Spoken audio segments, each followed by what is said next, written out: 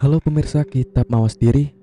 Untuk video kali ini saya akan menyampaikan satu cerita sejarah yang mesti tidak kalah menarik untuk diulas dan dibahas secara lugas. Tanpa berlama-lama, inilah judul ceritanya.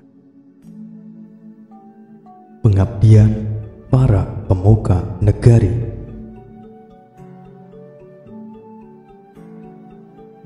Punggawa kembali menemui Patih dan melaporkan apa yang dilihatnya. Patih sangat marah, lalu memanggil para Wadyabala-nya untuk mengusir raksasa. Para punggawa segera bertindak. Bagaspati tidak goyah dikeroyok oleh para Wadyabala. Para Wadyabala diamuknya, dicabutnya sebatang pohon dan dijadikan godho. Para punggawa bubar lari tunggang langgang dengan ketakutan. Patih melaporkan kepada raja. Raja memberi perintah kepada putranya. Raden, coba kamu lihat raksasa itu. Patih, ikutlah kamu dan berhati-hatilah. Keduanya mengaturkan sembah lalu mohon diri. Tidak lama kemudian mereka telah sampai di tempat raksasa. Raden Narasoma bertanya, "Hei raksasa, siapa namamu? Kenapa kamu mengganggu? Apa sudah bosan hidup?" Bagaspati menjawab, "Aku tidak mempunyai rumah. Namaku Bagaspati." "Kamu siapa?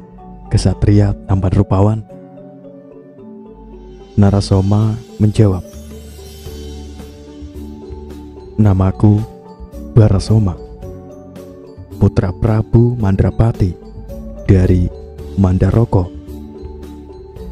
Aku kesini berburu binatang hutan. Tetapi kenapa kamu menghalang di jalan dan membuat binatang-binatang itu pergi?" Bagaspati menjawab, "Aku mencarimu karena disuruh putriku yang tergila-gila padamu. Putriku sangat cantik dan masih perawan muda. Bersedialah kamu, aku ambil menantu. Apa yang kamu minta? Binatang buruan aku beri, atau kamu minta harta bendaku pun akan aku beri." Narasoma menjawab dengan keras, "Aku tidak sudi mempunyai mertua sepertimu." Bagaspati menyahut, "Ayo, aku bawa agar melihat. Jika jelek, silakan menampiknya. Aku tidak akan menyakitimu. Ayo, kamu aku bawa." Raden Narasoma menarik keris dan dihujamkan ke tubuh Bagaspati berkali-kali, tetapi tidak mempan. Narasoma berteriak, "Orang muda tidak mungkin takut." Bagaspati berkata, "Sudah, jangan menusukiku, Raden. Tubuhku terasa sangat geli. Lebih baik menurutlah, ikut denganku. Jika Raden tidak suka, pasti Raden akan pulang ke Mandaroko." Raden Narasoma semakin cepat menusukkan kerisnya. Bagaspati tidak merasakannya. Bagaspati berkata pelan, "Bandel sekali menantuku ini." Raden Narasoma ditubruk, lalu dibawa terbang sambil berpesan kepada Patih, "Patih, sampaikan pada rajamu agar jangan khawatir. Aku akan mengembalikan dan mengantarkan putranya kelak. Aku bermaksud mengambilnya menjadi menantu." Patih bermaksud menyerak raksasa, tetapi si raksasa telah menghilang. Patih berlari untuk melapor kepada raja. Sepanjang jalan ia sedih dan takut. Sesampainya di Pakuwon, ia segera menghadap dan melaporkan semua kejadian kepada raja. Permaisuri menangis terseduh-seduh di pangkuan sang Prabu. Raja bersabda pelan, "Apa ciri raksasa yang membawa putraku?" Patih menjawab, "Raksasa memakai peci seperti raksasa yang sedang bertapa. Ia berjanji akan mengembalikannya kelak sambil membawa putra Paduka." Raja tenang hatinya, dan dalam hati ia berkata, "Putraku tidak mati dan dalam lindungan dewa." Ia lalu berkata kepada permaisuri, "Diamlah Dinda, serahkan semua kepada Dewata. Aku akan menunggu dalam waktu 40 hari. Jika dalam 40 hari putraku tidak kembali, aku akan mencarinya sendiri. Sekarang, ayo kita kembali ke istana." Sang permaisuri mengaturkan sembah menyetujui kehendak raja. Sang Prabu lalu meninggalkan hutan, kembali ke istana. Sementara itu, Bagaspati telah sampai di pertapaan Panglapidikan. Sambil membawa Raden Narasoma, ia memanggil putrinya. "Putriku, kesinilah.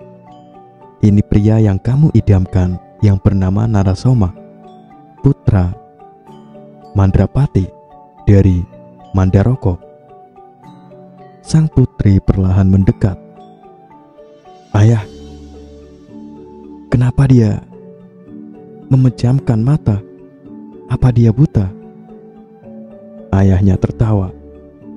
"Dia hanya terpejam, tadi melek. Mungkin dia takut melihat wujud ayah." "Raden, bukalah matamu dan lihat sendiri, cantik putriku." Raden Narasoma menjawab lirih, "Aku tidak mau membuka mataku.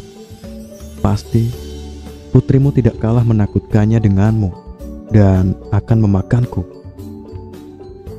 Bagaspati berkata, "Coba rabalah dia." Raden menolak dengan sangat tidak mau meraba sang dewi. "Aku tidak mau merabanya. Jika aku raba, pasti aku akan digigit." Bagaspati menangkap tangan Narasoma dan disentuhkan pada sang putri. Dewi Setyawati berkata, "Sombong sekali pemuda tampan, sudah dibujuk masih angkuh." Bagaspati berkata, "Aku tinggal saja putriku. Mungkin dia malu padaku." Bagaspati lalu pergi meninggalkan keduanya. Dalam hati, Raden Narasoma khawatir. "Untung-untungan aku akan membuka mata meskipun nanti aku ditubruk, tetapi aku sudah melihat," gumamnya dalam hati.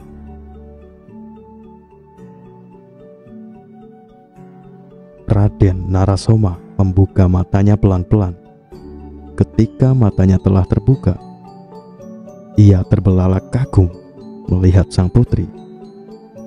Sang putri kesal melihatnya, lalu pergi hendak pulang ke istana. Raden Narasoma mengikutinya dari belakang, lalu menangkap tangan sang putri. Dewi Setyawati dirayunya. "Tidak menyangka aku masih hidup. Aku pikir kamu benar-benar raksasa. Jika tahu kalau kamu putri yang cantik, pasti aku akan cepat datang seperti kuda yang ditunggangi hingga cepat bertemu denganmu. Maafkan aku, putri. Semua karena aku tidak tahu.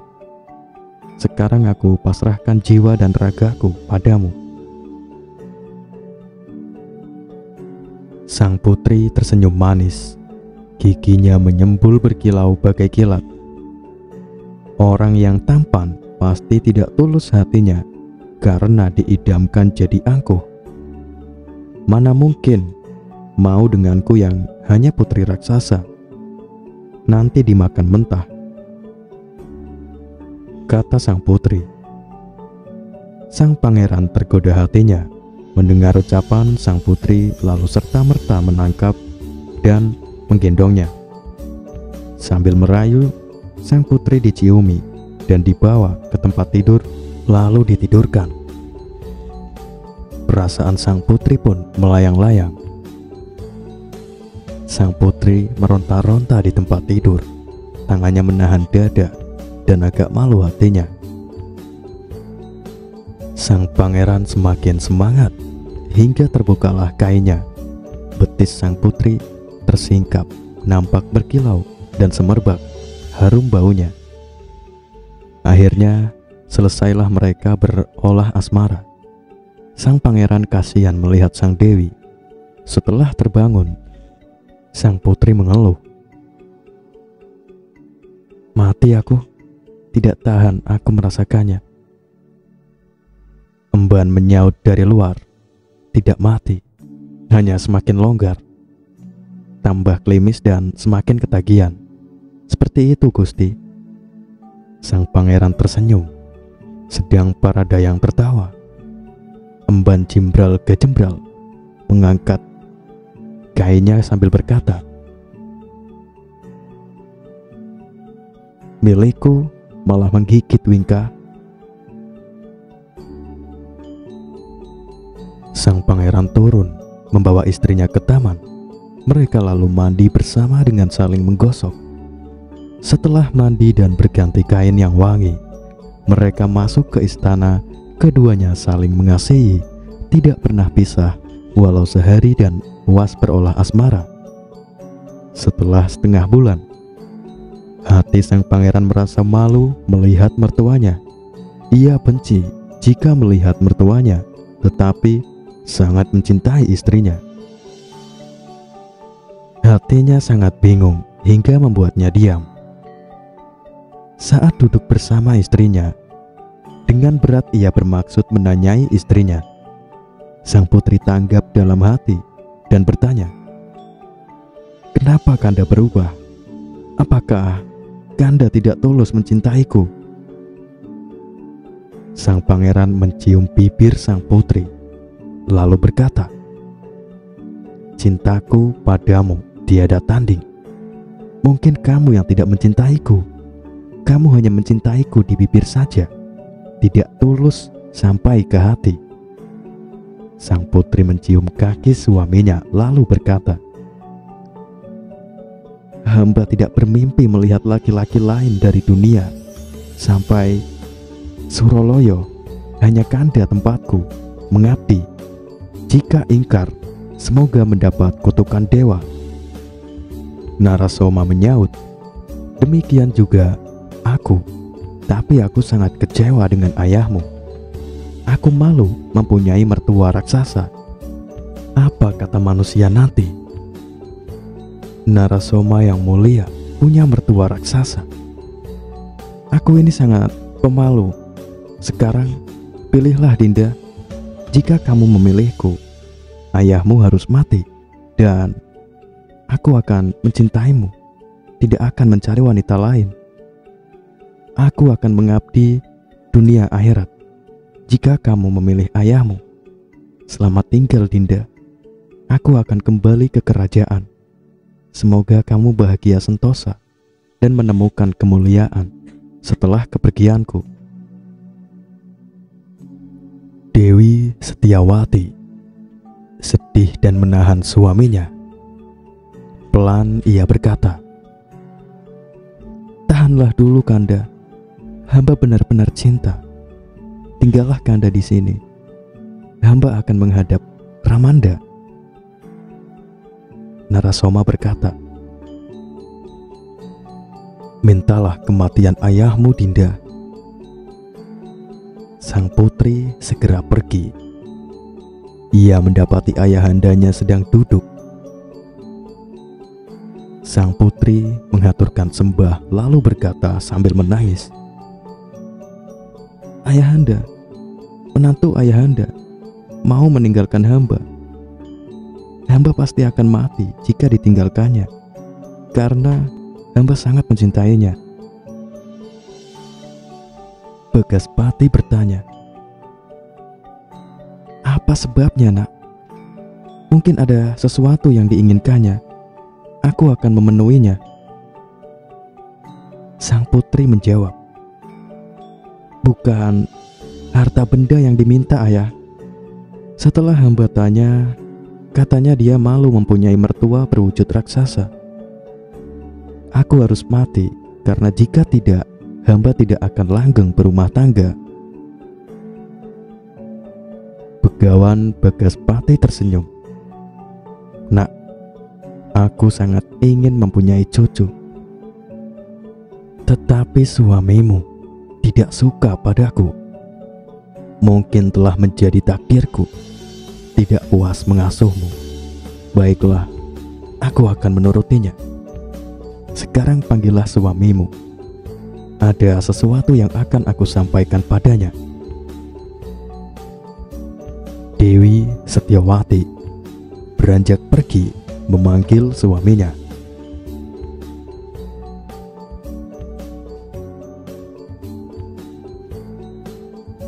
Tidak lama kemudian, Dewi Setyawati telah menghadap bersama suaminya.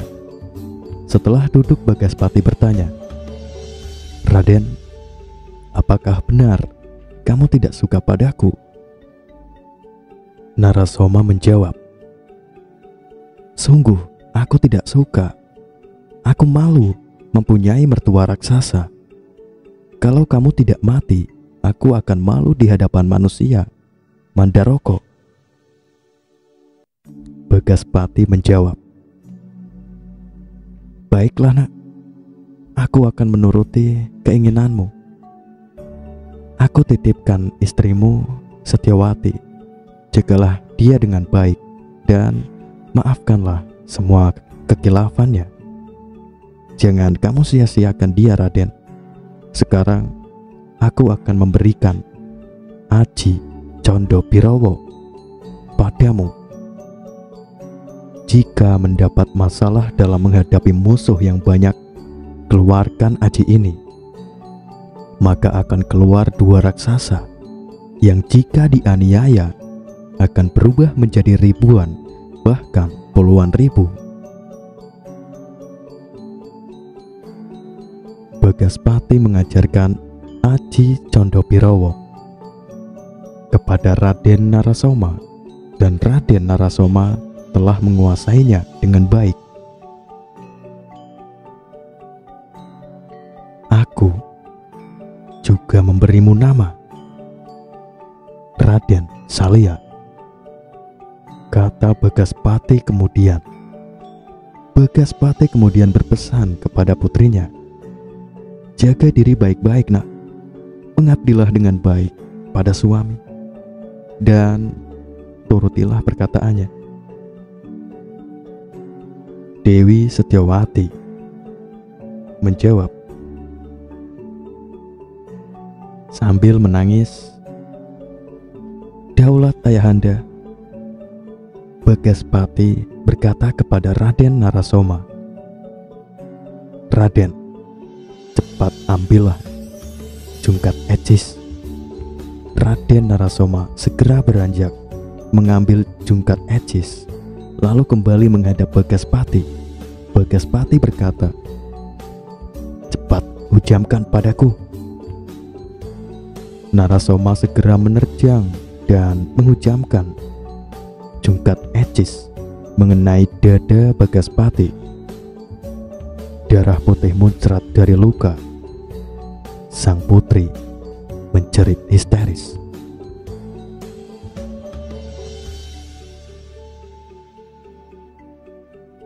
Narasoma tertegun melihat darah mertuanya berwarna putih. Dalam hati ia sangat menyesal dan nelasa.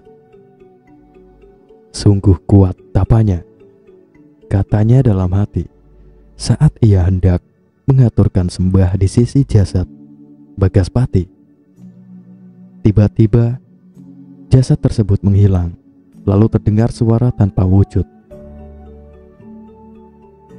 Narasoma, aku akan membalasmu nanti pada perang Baratayuda saat ada Raja Amarta yang bermulut seperti perempuan. Narasoma menjawab, pasti bukan Bagaspati yang berkata. Aku tidak akan takut. Narasoma lalu turun bermaksud pulang ke Mandaraka. Istrinya terus mengikutinya. Narasoma terus berjalan dan hampir sampai di Mondropati.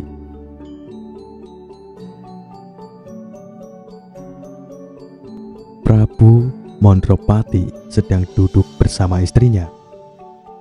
Permaisuri mengaturkan sembah, demikian juga Dewi Madrim. Sang putri terlihat sedih, yang disebut hanya kakaknya, Narasoma. Prameswari berkata, Kanda, coba usaha. Putranda sudah lama menghilang. Sudah hampir 2 bulan, tetapi belum juga kembali. Sang Prabu berkata dengan lembut, pasti aku cari Dinda, tetapi sabarlah, tunggu sehari lagi. Besok aku akan pergi. Ketika mereka sedang asik berbincang, tiba-tiba Raden Narasoma datang bersama seorang wanita yang berparas sangat cantik. Sang pangeran mengaturkan sembah, lalu dipeluk oleh ibundanya, Dewi Madrim, merimpuh di kaki kakaknya sambil menangis. Setelah semua duduk, Dewi Setyawati mengaturkan sembah kepada raja dan permaisuri. Raja berkata, selamat datang Narasoma putraku. Dari mana saja? Dan siapa wanita itu? Putranya menjawab, hamba dari Gunung Walang Pedikan, diambil menantu oleh seorang pandita bernama Bagaspati. Sang pandita berwujud raksasa, dan inilah putrinya yang berada di hadapan paduka. Ia bernama Dewi Setyawati. Sang Prabu berkata, syukurlah kamu mau dengan putraku. Jangan sungkan-sungkan mengaku ayah padaku. Prameswari turun memeluk menantunya. Sungguh cantik wajahmu. Syukur jika kamu mencintai anakku. Raden, berumah tanggalah dengan baik dan bimbinglah istrimu dengan baik. Raja sangat senang kepada putra dan menantunya. Raden Narasoma disuruh pulang ke rumahnya dan raja pun kembali ke istana. Raja kemudian mengirim utusan ke pertapaan tanpa memberitahu putranya untuk memanggil besanya, Bagaspati. Utusan yang dikirim adalah seorang mantri bernama Joyodarmo. Joyodarmo pun segera berangkat. Sesampai di Gunung Walang Pedikan, Joyodarmo mendapati pertapaan sudah sepi. Tidak ada seorang laki-laki pun. Hanya ada beberapa emban yang dulu mengasuh Setyawati. Joyodarmo bertanya kepada para emban. Emban lalu menceritakan semua kejadian. Joyodarmo berkata, kalau begitu, kalian aku bawa bersama seluruh harta benda milik sang dewi. Para emban menyetujuinya. Kemudian mereka berangkat. Sesampai di Mandaraka, Joyodarmo segera menghadap raja dan sedang duduk bersama Prameswari di dalam istana. Dewi Madrim juga nampak menghadap di hadapan mereka. Joyodarmo mengaturkan sembah lalu menceritakan semua kejadian yang diketahuinya serta mengaturkan emban dan harta benda yang dibawa. Sang Prabu sangat murka mendengarnya. Dadanya bergemuruh bagai mengeluarkan api. Dengan keras ia memerintah putrinya, "Madrim, cepat panggil kakakmu." Dewi Madrim mengaturkan sembah, lalu pergi memanggil kakaknya. Narasoma sedang duduk bersama istrinya ketika adiknya datang mengaturkan sembah. Kakaknya bertanya, "Ada apa, Dinda? Sepertinya ada yang penting hingga menemuiku." Dewi Madrim menjawab, "Kanda dipanggil ayahanda agar segera menghadap." "Ada apa, Dinda?" tanya Narasoma. "Sepertinya ayahanda marah." Dewi Madrim lalu menceritakan semuanya. Raden Narasoma merasa ciut nyalinya dan badannya menjadi lesu. Ia lalu berjalan menuju istana diikuti oleh istrinya. Raden Narasoma mengaturkan sembah, tetapi ayah andanya menolak. Raja berkata dengan keras, "Narasoma, sungguh buruk kelakuanmu, seperti bukan putra raja. Hatimu seperti orang hina, berani membunuh mertua yang bermaksud baik padamu. Kamu telah membalas kebaikannya dengan keburukan, seperti bukan manusia. Aku tidak sudi mengaku anak padamu. Sekarang pergilah, jangan sampai aku melihatmu. Semua punggawaku tidak ada yang boleh ditempati, demikian juga semua rakyat kecil. Emban, katakan pada Patih, siapapun yang mau ditempati Narasoma, aku akan mengambil semua harta bendanya." Emban mengaturkan sembah lalu melaksanakan perintah. Permaisuri hendak mengatakan sesuatu, tetapi takut pada raja dan memilih pulang ke istana. Dewi Madrim bersimpuh di kaki ayahandanya. Sang Prabu berkata, "Madrim, jika kamu mencintai kakakmu, ikutlah bersamanya." Raja kemudian turun, masuk ke dalam istana, menuju Taman Sari untuk naik ke sebuah sanggar. Raden Narasoma keluar dengan rasa malu yang amat sangat. Ia tidak pulang ke rumah dan bermaksud pergi mengembara seperti burung.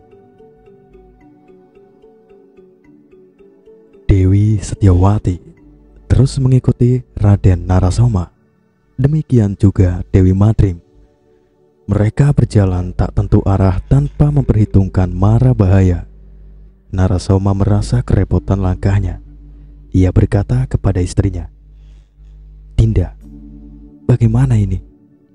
Aku merasa kerepotan karena mungkin saja akan datang bahaya yang datangnya tidak terduga." Istrinya menjawab, "Hamba mempunyai cupu yang bernama Cupu Atagina, pemberian ayahanda. Cupu ini sangat sakti. Apapun yang diminta akan keluar darinya, juga bisa digunakan untuk menyimpan manusia. Terimalah, Raden." Raden Narasoma lega hatinya. Istri dan adiknya kemudian dimasukkan ke dalam cupu. Raden Narasoma kemudian melanjutkan perjalanan. Untuk sementara cerita tentang Raden Narasoma dihentikan. Prabu Basuketi yang menjadi raja di Manduro telah wafat, dan digantikan putranya yang bernama Basudewa, sedang adiknya yang bernama Basusena menjadi patih dalam, dan Arya Prabu, iparnya, menjadi patih luar menggantikan Patih Udawa yang telah wafat juga. Patih Udawa mempunyai seorang putra bernama Antaboga, dijadikan juru sawah di Widara Kandang. Sang Prabu juga mempunyai seorang adik yang bernama Kunti, sudah dewasa tetapi belum juga menikah. Alkisah Dewi Kunti lupa pesan Sang Hyang Surya saat diajari japa mani Mancala Putri. Dewi Kunti menghafal japa sambil melangkai merang yang ada di jalan. Dewi Kunti menjadi hamil mengikuti kedipan matanya. Ia sangat sedih hatinya, juga sangat malu. Kakandanya marah mendengar berita bahwa Dewi Kunti hamil, tetapi juga dan tidak percaya. Basudewa pergi ke tempat Dewi Kunti dan bertanya, "Dinda, kenapa kamu berselimut?" Dewi Kunti menjawab, "Badan hamba sakit, Kanda." Basudewa lalu menarik paksa selimut yang dipakai Dewi Kunti dan melihat bahwa Dewi Kunti benar-benar hamil. Basudewa murka. Dengan keras ia bertanya, "Kunti, katakan dengan jujur, siapa teman tidurmu?" Kunti menjawab, "Tidak ada. Hamba hanya berguru, tetapi lupa akan pesan guru." Basudewa semakin marah kepada adiknya. "Mana ada guru yang seperti itu? Kamu pasti bohong." Dewi Kunti lalu dipegang hendak dipukul sambil berkata, "Lebih baik kamu mati daripada membuat malu." Dewi Kunti bersimpuh di kaki kakaknya sambil menangis pilu. Tidak lama berselang, Sang Hyang Surya datang berdiri di hadapan Sang Basudewa. Ia berkata, "Sabarlah cucuku, Basudewa. Memang aku yang telah mengajar adikmu." Dewa yang melihat Hyang Surya datang segera bersimpun mengaturkan sembah. Mereka lalu duduk bersama. Dewi Kunti mengaturkan sembah. Hyang Surya berkata, "Adikmu aku ajari Aji Mani Mancala Putri karena khawatir jika besok suaminya mandul, kelak adikmu akan menurunkan raja besar yang memerintah semua raja." Basudewa mengaturkan terima kasih sambil menyembah.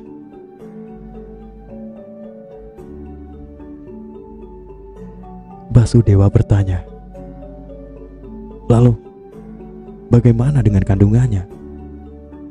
Hyang Surya menjawab, "Jangan khawatir, aku yang akan menghilangkannya." Hyang Surya lalu mengambil merang, lalu ditusukkan ke Dewi Kunti dan menariknya kembali. Kandungan Dewi Kunti hilang seketika, pindah ke dalam merang. Hyang Surya berkata, "Selamat tinggal, nak. Aku akan kembali ke Suralaya."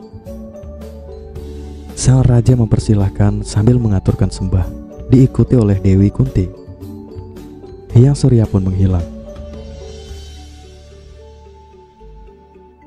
Prabu Basudewa berkata kepada adiknya, "Kunti adikku, menikahlah, pilihlah raja atau kesatria." Dewi Kunti menjawab, "Kanda Prabu sepertinya lupa pesan ayahanda. Dulu, waktu aku lahir, ayahanda menemukan burung kitiran putih. Beliau bersabda, barang siapa yang mampu memanah burung kitiran itu, dialah yang akan mengambil putriku. Basudewa ingat. Iya, benar apa katamu, Dinda. Kalau begitu, tetaplah di sini, Dinda.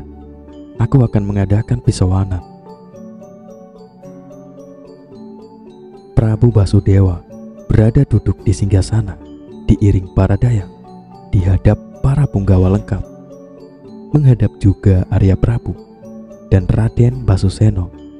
Sang Prabu berkata, Dinda Patih, umumkan kepada semua rakyat bahwa barang siapa yang bisa memanah burung kitiran pasti akan kunikahkan dengan adikku Dewi Kunti. Raden Patih mengiyakan. Lalu pisauanan pun dibubarkan. Raja kembali ke istana. Raden Arya Prabu utusan orang untuk menyebarkan woro-woro ke desa-desa hingga tersebar ke negara lain. Para raja dan kesatria telah mendengarnya. Ada 1000 raja yang datang memenuhi kerajaan Manduro. Prabu Basudewa mengadakan pisauanan. Para raja yang berjumlah 1000 turut menghadap. Basudewa bersabda, Saudaraku, para raja dan kesatria, siapa saja yang sanggup memanah burung kitiran putih akan menjadi jodoh adikku, Dewi Kunti. Para raja menjawab bersaut-sautan. Basudewa memberi perintah Raden Basusena untuk mengambil burung kitiran putih. Basusena, ambillah burung itu, lalu pasang. Jangan terlalu tinggi, juga tidak terlalu rendah. Cukup 10 jengkal tingginya, tempatkan di lapangan. Arya Prabu, ikutlah. Arya Prabu menyanggupi, lalu raja mundur. Para raja bergemuruh keluar menuju lapangan di luar kota. Mereka membuat tenda-tenda, burung telah dipasang dan gamelan disiapkan. Banyak sekali yang melihat. Tua, muda, besar, kecil, laki-laki, perempuan, tanpa bergeser sedikit pun. Ada seorang raja dari Dulang Kencana yang menggunakan panah bernama Jayantaka. Dengan cermat, ia mulai memanah, tetapi ternyata meleset. Para rakyat kecil yang melihat menyorakinya. Ada lagi raja dari Kandabumi menggunakan panah bernama Jatmaka. Sang raja yang bernama Gorapeksa melepaskan anak panahnya, tetapi juga meleset. Para rakyat kecil pun menyorakinya. Raja dari Tabela Retna Jayasena menggunakan anak panah bernama Jatmaka. Anak panah meleset, tetapi juga tidak mengenai burung. Para penonton semakin ramai sorak-sorai. Telah 10 raja yang mencoba memanah burung, tetapi belum juga ada yang kena. Orang Mandura bersorak-sorai setelah ada 200 raja yang memanah para penonton, berteriak, kena, tetapi si burung malah enak-enak berselisik. Orang-orang Mandura terus bersorak-sorai. Para raja merasa malu dalam hati. Tiba-tiba Raden Narasoma datang. Para punggawa yang menghadap serta pada raja kagum melihat ketampanannya. Narasoma duduk di hadapan Patih. Basuseno menyapa. Cahaya yang berjalan dan baru bertemu. Dari mana asal Anda? Siapa nama Anda? Serta apa tujuan Anda? Narasoma menjawab, namaku Narasoma, putra Prabu Mandrapati di Mandaraka. Aku datang untuk mengikuti sayembara memanah. Basusena yang mendengar jawaban Narasoma lalu memeluknya. "Aku tidak tahu, Dinda. Jadi, kamu putra Paman Prabu? Kalau begitu, sangat baik kalau kamu ikut sayembara memanah burung. Syukur kalau bisa kena, jadi tidak menjadi hak orang lain." Para raja yang mendengar berkata, "Mana mungkin bisa? Apalagi dia. Para raja yang gagah perkasa, tidak ada yang bisa. Tubuhnya saja kurus. Mana kuat dia melepaskan anak panah?"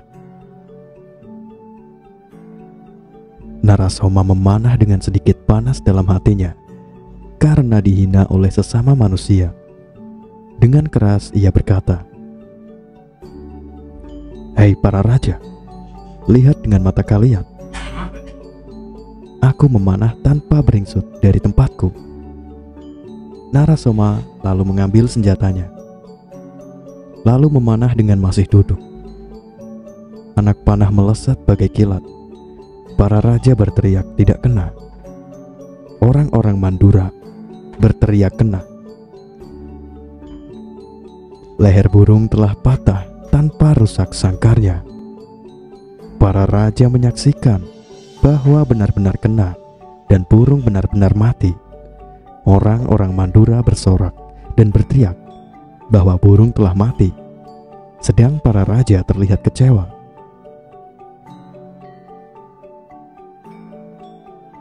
Mereka kemudian sepakat untuk mengerebut Raden Narasoma. Raden Narasoma tidak takut. Dengan terengginas, ia menarik kerisnya lalu mengamuk. Para raja yang terterjang mati, sedangkan yang masih hidup terus merangsek bersama dengan Wedyabolonya. Sementara itu para rakyat Mandura menyingkir ke istana. Mereka ingin membantu, tetapi merasa tidak imbang hingga melihat saja dari jauh. Ramai sekali sorak-sorai mereka bagi Guntur bersahutan. Raden Narasoma telah merasa kepayahan karena musuhnya terlalu banyak. Ia teringat bahwa mempunyai Aji Chandra Birawa, pemberian mertuanya, Begawan Bagaspati. Dibacanya mantra Aji itu, maka keluarlah dua raksasa. Banyak sekali raja yang mati, sedang yang masih hidup ikut lari ketakutan melihat banyaknya raksasa. Para raja telah habis, tidak tersisa satupun. Aji Canda Birawa pun telah ditarik kembali. Basusena yang melihat Narasoma telah selesai segera menghampiri dan memeluknya. "Aku tidak menyangka, Dinda. Syukurlah kamu selamat. Tidak kusangka kamu sangat sakti. Aku sangat senang karena tidak jatuh kepada orang lain. Sekarang ayo kita ke istana." Narasoma menyetujui. Tiba-tiba Patih Mandrasena datang memeluk kaki Narasoma sambil menangis. Narasoma berkata, "Diamlah paman. Ada apa paman bersedih?" Ki Patih menjawab, "Hamba ingin mengabari Angger bahwa Ayahanda Raden telah wafat. Demikian juga Ibunda Raden. Karenanya hamba mencari paduka. Pulanglah kembali ke Mandaraka dan menjadi raja menggantikan Ayahanda Raden." Mata Raden Narasoma tergenang air mata mendengarnya. Basusena bertanya, "Dinda, sudah menjadi takdir kematian paman. Selisih 2 tahun dengan ayahanda." Narasoma berkata pelan, "Bapak, pulanglah dulu. Aku akan menyusul kelak. Aku akan menemui Kanda Basudewa dulu. Jika sudah bertemu, aku akan segera kembali. Jagalah kerajaan baik-baik, dan jangan ada peraturan dan punggawa mantri yang berubah. Mandrasena mengaturkan sembah, lalu memohon diri. Raden Narasoma berangkat menuju istana, diiring oleh orang-orang Mandura. Prabu Basudewa duduk di hadapan oleh para mantri. Sang Prabu menunggu-nunggu kedatangan Narasoma, Basusena, dan Arya Prabu. Tidak lama kemudian, mereka datang. Raja turun, lalu duduk di teratak agung. Ketika adiknya mengaturkan sembah, Narasoma mengaturkan sembah. Raja memeluknya. Dengan manis, Raja berkata, "Selamat datang di Mandura. Tidak menyangka aku bertemu denganmu." Narasoma menjawab, "Terima kasih Paduka atas semua anugerah yang jatuh kepada hamba. Semoga akan menjadi kemuliaan." Raja berkata lagi, "Syukurlah Dinda yang bisa lolos dalam sayembara memanah burung hingga mati. Sekarang terimalah Dewi Kunti, karena semua itu telah menjadi janjiku." Narasoma menjawab, "Adik Paduka akan hamba bawa pulang. Hari ini juga, karena kerajaan Mandura telah kosong. Ayahanda dan ibu telah wafat. Hamba sangat khawatir. Nanti kalau sudah tertata, hamba akan kembali mengabari Paduka." Raja menyetujuinya. Dewi Kunti dipanggil oleh kakaknya. Tidak lama kemudian telah menghadap. Basudewa berkata, "Kunti, ikutlah ke Mandaraka. Narasoma adalah jodohmu. Dialah yang berhasil memanah burung kitiran putih dan mengalahkan para raja seribu." Dewi Kunti menjawab, "Daulat Kanda Prabu, hamba tidak akan menolak." Basudewa lalu berpesan kepada Narasoma, "Dinda, aku titip Kunti padamu. Ajarilah dia dengan baik." Narasoma menjawab, "Daulat Paduka, hamba akan menjunjung tinggi titah Paduka." Narasoma mengundurkan diri, diikuti oleh Dewi Kunti. Raja pun kembali ke istana.